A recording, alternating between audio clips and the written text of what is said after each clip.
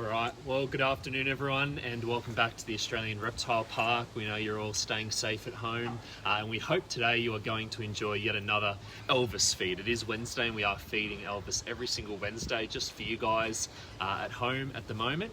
And today we thought what we might do is something a little different.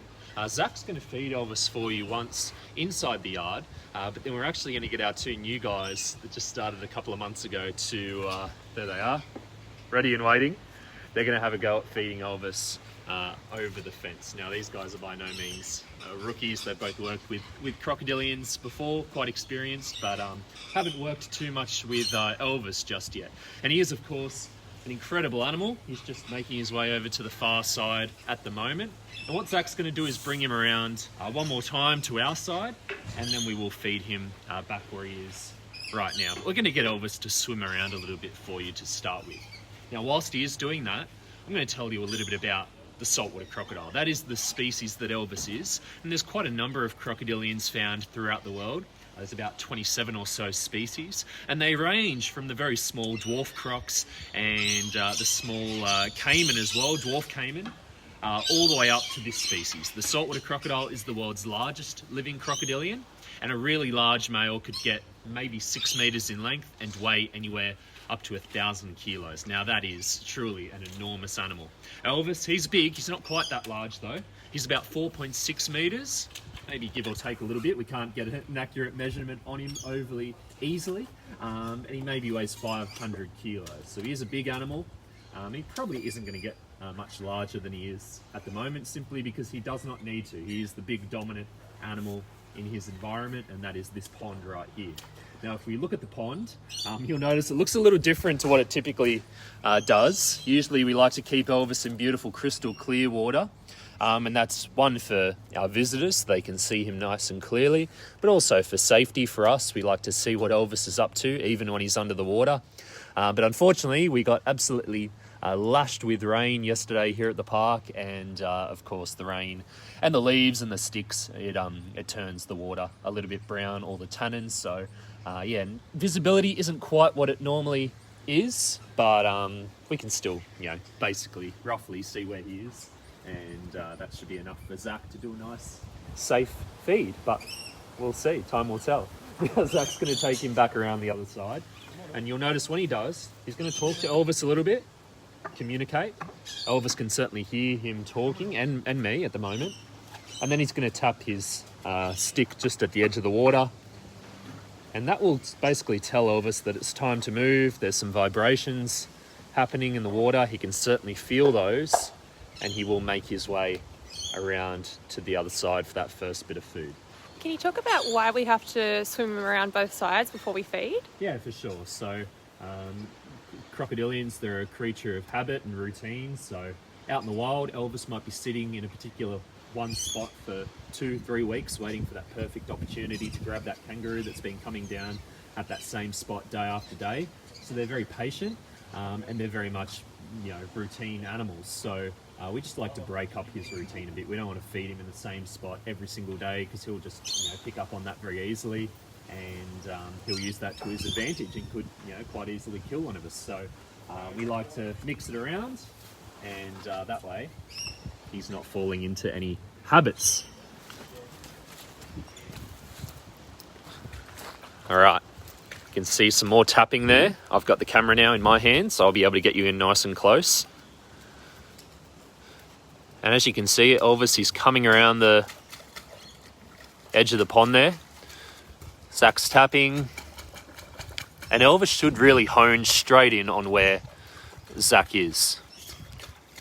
Now you'll see, even though Elvis is just a few inches below the water, the only vibrations being made are from Zac. Elvis does not create a single one.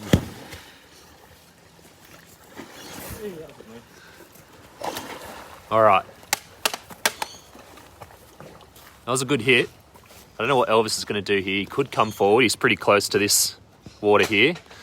Or he could reverse back, or he could just sit there. So hopefully he does one of those two things, either goes forward or back, because we want him back in the water. But whilst he is out, and we don't get to see him out too frequently, that gives you a really good view at those teeth and that head. Elvis has some of the biggest teeth you will ever see on a croc. Huge, big white teeth. That is an impressive mouth. And you can imagine if you were to end up inside those jaws, there's a very, very slim chance that you would be coming back out of it, that's for sure. They are a very, very dangerous animal. Now Zac's going to go behind us here and take Elvis around the other side, and then we'll set up for a couple of tail walks, a couple of jumps up out of the water. Hopefully these two boys over here are going to do a good job. See how we go. Notice Elvis is not hiding anymore. He's got his head on top of the water. He's just gone under. And we should get a really good view as he comes past here. This part of the pool where he's moving through now is quite shallow, so you can see he more so just walks along the bottom with his back legs as opposed to swimming. And what he's going to do, he's going to make his way around to this deeper part of the pool. This part over here, the dirty, deep section, is about 6-7 foot deep. And that should enable Elvis to get a nice bit of depth to be able to move up and out of the water and do that technique known as the tail walk. Now Sam is going to go first. Sam's only fed Elvis once before. Elvis has gone straight past him. But Elvis should figure out what's going on in just a second. He's going to hear all that splashing and commotion over there with the boys. And he should see that bit of food as well. And he'll make his way over there. He's just going to crack the surface. He's looking at me now, but he's gone to the boys because I don't have any food and they do. All right. Now what we need to do here is turn Elvis around. His head right now is just over near that skimmer box and that hose. And all Sam's doing is just basically splashing that bit of food around in the water. They do have a very keen sense of smell, so he'll be able to smell that food, especially when it goes under the water. And he will certainly be able to see it as well now that his eyes have cracked the surface. So let's see what Elvis decides to do. Last time Sam fed this Croc, he did absolutely nothing, so we'll see how we go here today. Elvis can be quite fussy and quite funny about who feeds him. Occasionally you might get a staff member that needs to really work with Elvis for a long time before Elvis starts to feed properly for you, so we'll just see what happens. Looks like he's going to go. He's starting to crack the surface there. All right. Sam even got a nice little jaw pop there. And another.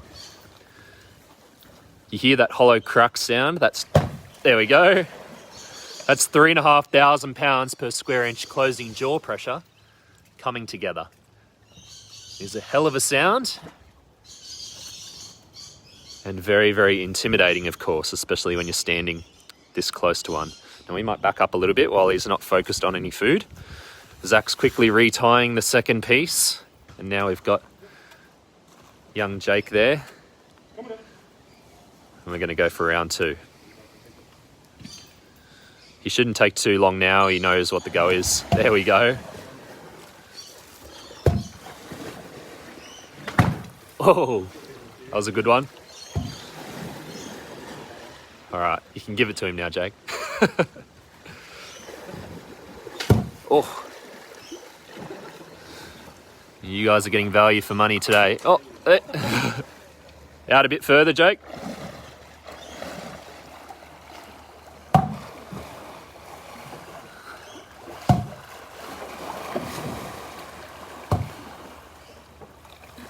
There we go.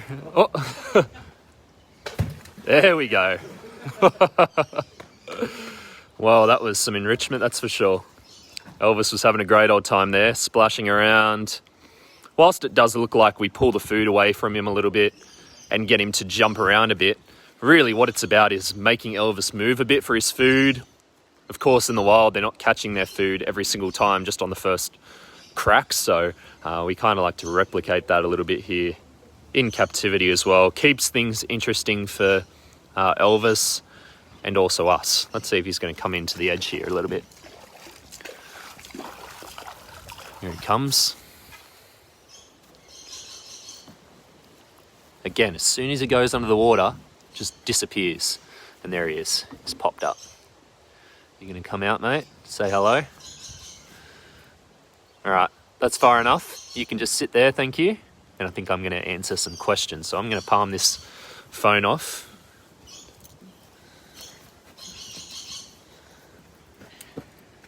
Elvis can sit in the background. He had a bit of fun there, and now he's probably a bit tired, to be honest. So let's hope he stays where he is. So, Jake, we always talk about how you need to be wary of crocs up in northern Australia because the water's it's not clear. Yeah. Is this what it would look like, or how the water looks at the moment? Yeah, so this is actually, I guess, a more naturalistic type situation to what he's typically living in. Of course, in the wild, they're mostly living in dark, murky rivers. Now, that's not to say they do not live in crystal clear water in the wild as well, because they do. I've seen several videos of huge big male saltwater crocs living in the wild in very shallow, very clear sections of river, but for the most part they are living in a darker, murkier water. How many species of crocs are there in Australia? So there's only 2, unfortunately. I'd love it if there was a few more. Some other places in the world have quite a number of species, but here in Australia, whilst we do have a very high reptile diversity overall, we just have the 2 species of croc. And they are the endemic freshwater crocodile, or Johnston's river croc, and that is found nowhere else in the world. And then we also have the saltwater crocodile. Both are only found in the northern parts of the country, so Queensland, the NT, and WA, and the northern parts of those states. But the saltwater crocodile does, of course, extend beyond our borders as well. They're not just found in Australia, but throughout much of Southeast Asia as well. What's the biggest crocodile species in the world? The biggest crocodile species is the saltwater crocodile, and the largest one ever recorded was over 6 meters, and that one was actually caught up in the Philippines. So that gives you a bit of an idea as to how wide the saltwater crocodile's range is. They go from, of course, northern Australia, which is kind of the southern part of their range, right up into the Philippines, Thailand, Borneo, even all the way across into India. So they do have an extremely large distribution. Would you find crocodiles in the wild in New South Wales? No, so there's no crocs in New South Wales. It's simply too cool down here. Crocodiles, pretty well all the crocodilians are fairly tropical. A lot of them are found in association with the equator. So yeah, really northern Australia, where it stays nice and warm year round, is where you find crocs. And in saying that, in order to keep a crocodile in the Central Coast, like we are right here with Elvis, we need to heat this water year round. So right now, even though it's a pretty average windy cold day, that water where he's sitting is about 28 degrees. So the water is very tropical, and when it is cool like this, he does tend to spend most of his time in the water. But if you visit the park in summer, there is a good chance that you will see Elvis out on the land as well, basking in the sun. You mentioned that they're very patient. How long would he wait at the water's edge for food? So I guess so it depends what it is and how valuable it is to him. If he sees a water buffalo, which is obviously a huge, very valuable food item for him, and it's coming down to the same spot in the river every single day, he could wait months potentially for that right moment. So they are just extremely stealthy and patient, and they're willing to do what it takes to get the meal, because of course they only have a certain strike range, and if they miss it on the first go, it's unlikely that animal is going to keep coming down to the same spot, so they might have missed out altogether. So they have to really wait for that perfect opportunity. All right, Jake, last question. What's your favourite thing about working with Elvis? Probably just, I guess, how much he keeps you on your toes. This is an animal that you cannot get complacent with. I've been working with Elvis now and same with Zac for quite a number of years, and fortunately every so often he does something that reminds you of how truly dangerous he is. For example, when we feed him those big carcass feeds, half a cow, that kind of thing, he really turns it on and does some pretty dangerous things. So yeah, he's certainly one that you have to be safe with, but fortunately today Zac and the boys, they all were, and Elvis got a couple of pieces of food and everyone's safe. We'll make our way out of the yard after this. All right, guys, we might wrap it up there. Elvis is still sitting there. We might even finish on him. We can come in and finish up. We thank you for tuning in once again. We hope you are staying safe, and we will continue to bring you these live streams over the coming weeks, and we'll see you next time. Thank you, guys. Bye.